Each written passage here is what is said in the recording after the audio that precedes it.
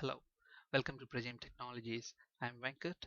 This is part 8, Arrays in C Sharp. In this session, we will learn what arrays are and the advantages and disadvantages of using arrays.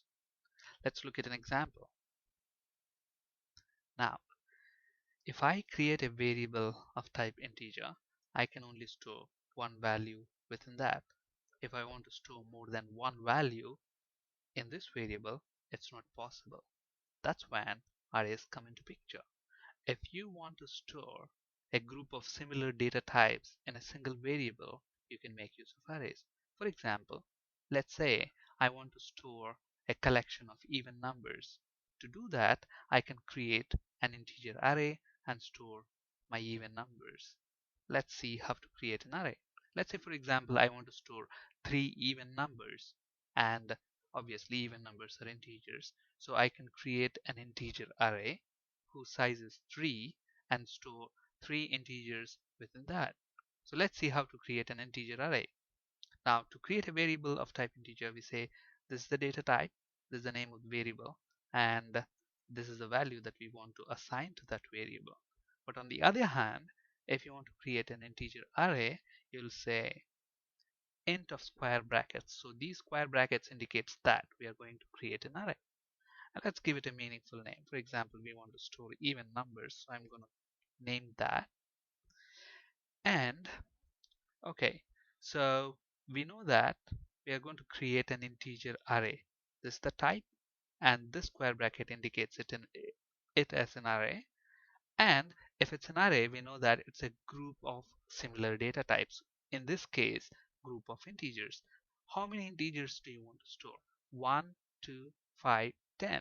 So you have to specify the size.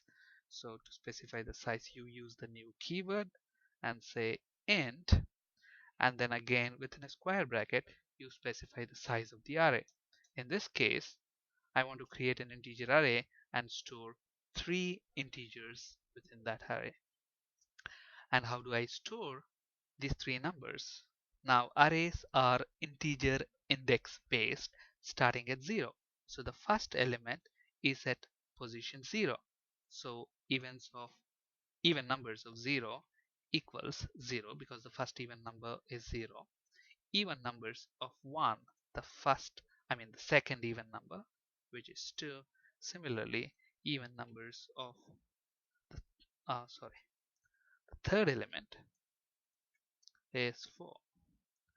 And let's say, for example, I want to print the second even number, console.writeLine even numbers of 1. So what's going to happen? In this location, we are storing 2, so it prints that number out when we run this program, which is nothing but 2. In position 1, we are storing 2 and we print that out. So this is a very simple example of an arrays. Okay. Now, what is the advantage of using arrays? Obviously, an array is a collection of similar data types. So if you want to store a group of similar data types, then you can make use of arrays. It could be integers, floats, double, string, any data type for that matter.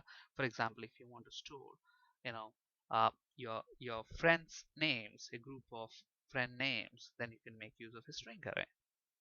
All right. Now, what is the advantage of using arrays? The advantage is they're strongly typed. Okay, meaning if the array is of type integer, you can only store integers within that array. And if you try to store, for example, let's say accidentally, if you try to store maybe a string, for example, like hello, we know this is of type string, but this array is of type integer, and you already see there a red squiggly indicating an error.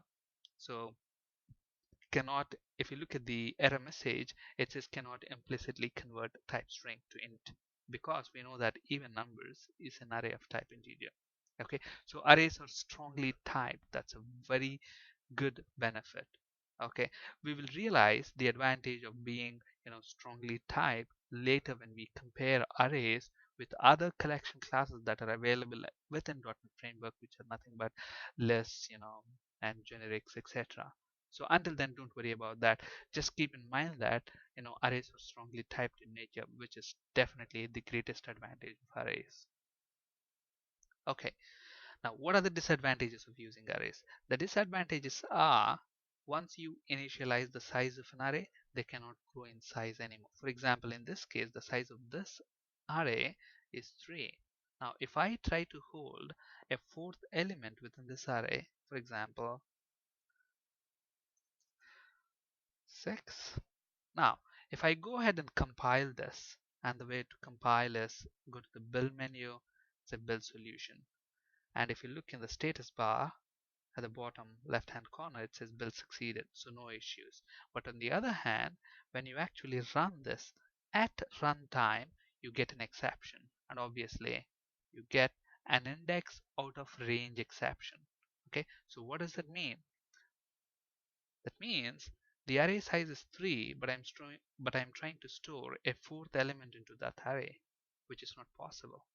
So we don't have a location 3, which is technically 4 because it starts from 0.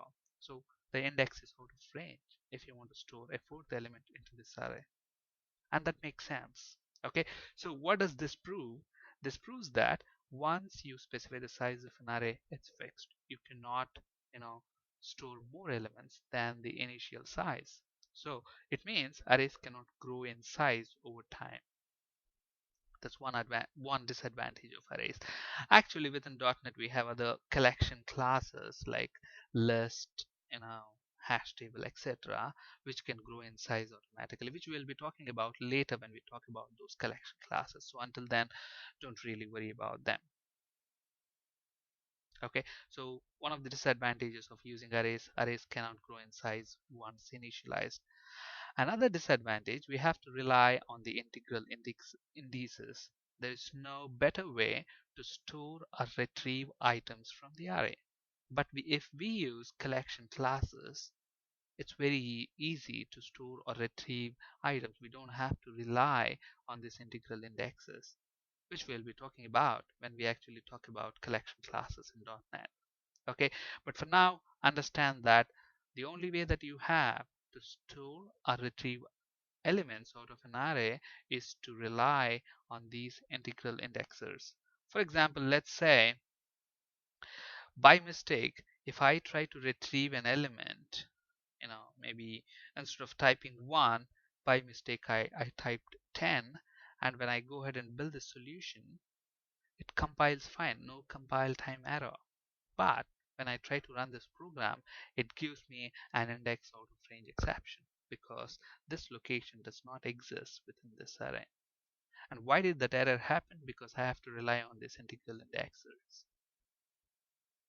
Okay, so that's why arrays are good in a way. They are strongly typed, so definitely that's the greatest advantage of arrays.